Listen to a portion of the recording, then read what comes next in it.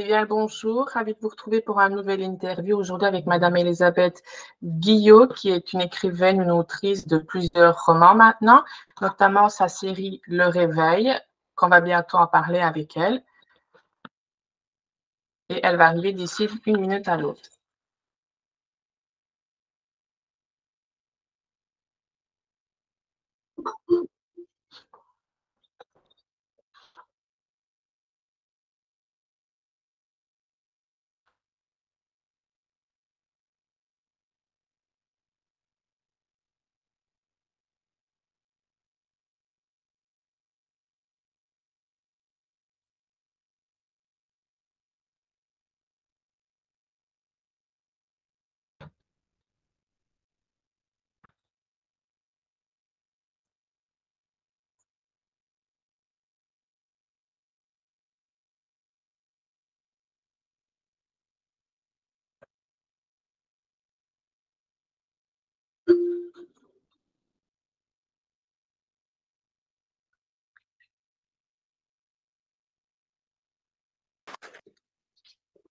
Bonjour, Bonjour, vous allez bien?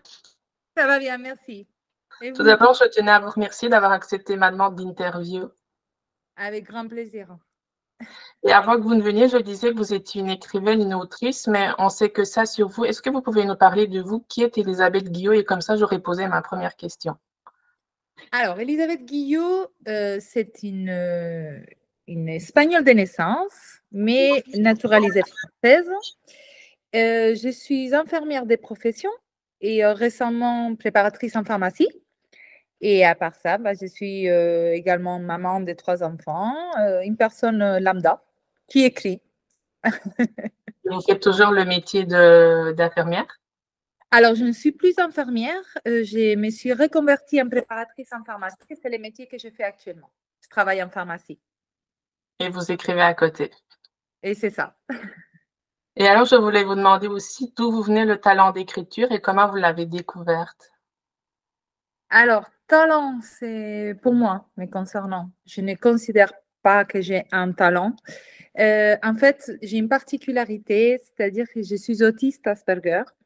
Donc, quand j'étais enfant, je ne parlais que très, très peu parce que je n'arrivais pas à exprimer mes émotions. Et du coup, j'ai commencé à les mettre à l'écrit. Et de fil en aiguille, je pense que l'écriture par besoin s'est transformée en écriture par plaisir. Et donc, vous prononcez vos émotions par écrit. Exactement. C'est la seule façon actuellement, depuis toujours, pour moi, c'est la seule façon que j'ai trouvée pour transmettre mes émotions parce que je ne sais pas faire autrement. J'arrive pas. Et vous avez découvert ça à quel âge? Que j'étais autiste? Non, que vous mettiez vos émotions par Ah, écrit. eh bien, très jeune, puisque en fait, j'ai commencé en primaire. En primaire. Quand j'étais à l'école primaire, c'est là où j'ai commencé à écrire des petites histoires qui avec des personnages que eux, ils faisaient passer les émotions que je ressentais. Et aussi, vous avez beaucoup de livres en genre fantastique. Vous écrivez autre chose que le fantastique? Oui, oui, oui, j'écris, en fait, j'écris de tout, mais pour l'instant, je n'ai publié que du fantastique. Mais l'année prochaine, il y aura 2 livres différents. Un, c'est un livre littérature actuelle, on va dire, avec un fond très féministe. Et l'autre, ça sera un livre autobiographique. Mais j'écris aussi de la poésie. Et il m'est déjà arrivé d'écrire un petit peu de théâtre, mais j'aime beaucoup moins quand même. Et vous aimeriez mettre vos textes au théâtre sur scène, les représenter? Dans ma tête. Mais pas ailleurs, juste dans ma tête. Et je voulais savoir si vous aviez aussi une routine d'écriture, parce que par exemple, on sait que J.K. Rowling, elle boit 8 tasses de thé quand elle écrit. Oh, quand même. Alors, non, la seule chose, la seule condition, c'est qu'il faut que je sois toute seule à la maison. Parce que même s'il y a quelqu'un et qui ne fait pas du bruit et qu'il est dans une autre pièce, je suis tellement angoissée à l'idée qu'il m'interrompe que je n'arriverai pas à me lâcher. Et vous avez combien d'ouvrages à ce jour? Alors, à ce jour, déjà publié, il y en a 5 et j'envoie en correction mon 6e dans 3 semaines. Et je sais que vous publiez aussi vos livres en auto-édition. Je voulais savoir c'était quoi les avantages pour un auteur de l'auto-édition? La liberté. On est voilà. C'est-à-dire, pour moi, c'est un choix parce que les maisons d'édition, au début, quand j'ai voulu publier, j'ai fait comme tout le monde. J'ai envoyé mes manuscrits à des maisons d'édition. Il y en a 2 qui ont été positives et en fait, ce qu'on m'a proposé à niveau du contrat ne me convenait pas. Alors, je me suis dit, bon, quitte à faire quelque chose soi-même, autant la faire de A à Z. Et l'auto-édition, c'est la liberté. On peut tout faire comme nous, on veut faire. Et comment se passe une auto-édition? Eh bien, en fait, il faut avoir des épaules très solides parce que ce n'est pas qu'écrire. Il y a la promotion, il y a les côtés financiers, c'est une entreprise. Et ça, les gens, ils oublient quand les lecteurs, ils ne savent pas que derrière une autorité, il y a toute une entreprise qui est gérée par une personne. Donc, on écrit, on envoie en correction, on contacte un illustrateur ou autre pour la couverture, on gère sa promotion des A à Z et on cherche soi-même aussi ses salons, ses séances de dédicaces. On fait tout, toute seule. Et la correction, c'est vous qui le faites aussi? Ah non, non, non, non. Alors, j'écris, mais Ouais. après, j'ai une équipe de personnes qui sont des professionnels, qui travaillent pour moi, on va dire, entre guillemets, depuis le début. Donc, j'ai une correctrice qui est professionnelle et qui a corrigé chacun de mes livres. Comme les couvertures, c'est une illustratrice, une graphiste qui les fait. La mise en page, c'est une autre graphiste. Donc, voilà. C'est quand même une petite équipe. C'est pour ça que je disais, l'auto-édition, c'est une entreprise. Est-ce que c'est l'auto-édition qui dure le plus longtemps ou c'est la maison d'édition? Ça dépend pour qui. Tant qu'on a de l'énergie, je pense que quand on goûte à l'auto-édition, on a du mal à aller en maison d'édition. Mais après, je connais des auteurs qui sont hybrides, qui sont les deux. Et il y en a d'autres qui font les choix d'arrêter l'auto-édition et aller en maison d'édition parce que quand même, il ne faut pas se cacher, c'est quand même confortable qu'il y ait quelqu'un d'autre qui fasse le travail des promotions et tout ça et ne plus les faire. Et vous l'avez dit, vous avez 5 livres, mais vous avez aussi une série, Le Réveil. Oui. Et je voulais savoir si vous deviez expliquer en quelques mots la série Le Réveil, quel serait-il? Qu'est-ce qui est le réveil? Alors, le Oui. réveil, c'est une histoire que j'ai rêvée, justement, et qui a vécu 10 ans dans ma tête avant qu'elle soit écrite.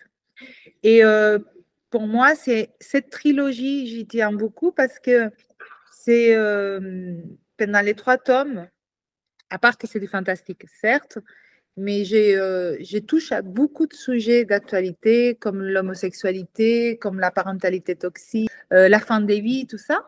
Et c'est peut-être l'œuvre qui me représente le mieux. Voilà, c'est une histoire fantastique, mais leurs personnages, ils ont tous des vies très complexes. Et le lecteur va forcément trouver un personnage qui est semblable à lui. Et vous n'avez que 3 tomes du Réveil, c'est ça? Voilà, les Réveils, c'est une trilogie, c'est 3 tomes. Ensuite, il y a Les Pactes des âmes, ce sont 2 tomes. Donc, ça fait les 5 qui sont publiés. Et prochainement, il y a une dystopie qui sera aussi en 3 tomes. Et ça s'appelle Projet Idéaliste. Et vous comptez faire une suite au Réveil, une 4e tome? Non, non, non. Je pense que les Réveils, vu comment ça se finit définitivement. Et en plus, je suis peut-être une mauvaise lectrice, mais à partir des 3 tomes, sur une saga, je m'y perds. Du coup, je n'ai pas envie de prolonger les choses. Et votre série, Le Pacte des âmes, ça parle de quoi? Alors, Le Pacte des âmes, c'est une œuvre qui parle du rôle des femmes dans la Bible. De ces femmes qui ont été soit diabolisées, soit qui ont été méconnues. Et en fait, ça parle de l'évolution d'une femme, donc Tiamat, qui est fille de Lucifer et de Lilith, et qui refuse son destin, qui va aller chercher celui qui lui ressemble, mais finalement, dans son chemin, il va rencontrer une âme particulièrement spéciale,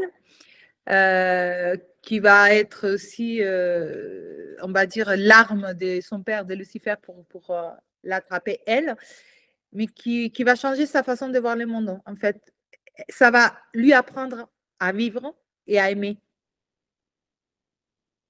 Et vous avez dit que vous aimiez aussi faire les salons. Je sais que vous le faites. Vous faites combien de salons par mois? Par mois, en général, entre 3 et 4, tous les week-ends. Et par année? Et par année, ben, autant, autant qu'il y en a des semaines, entre 52 et 53. L'année prochaine, ça sera moins. Je me suis remis en question et je pense que j'en ferai que 2 donc, par mois. Donc, ça me fera 24 dans l'année, c'est très bien. Et vous faites que des salons en France ou vous allez en Belgique, en Suisse? Je vais en Belgique. L'année prochaine, c'est prévu Luxembourg aussi. Je ne me ferme pas à partir du moment où les pays parlent français, pourquoi pas. Et vous avez beaucoup de lecteurs d'autres pays que la France? J'ai été surprise, mais oui, surtout bon, en Belgique parce que j'y suis déjà allée 2 fois, mais j'ai été surprise d'avoir aussi pas mal de lecteurs à Montréal, Québec, par là. C'est toujours surprenant de savoir que ces livres voyagent autant. D'accord. Eh bien, je vous remercie d'avoir répondu à mes questions. Avec plaisir. Avec plaisir, Fad. Je vous souhaite une excellente journée. Merci beaucoup et bonne chance à toi, Ferrad. Merci. Au revoir. Au revoir.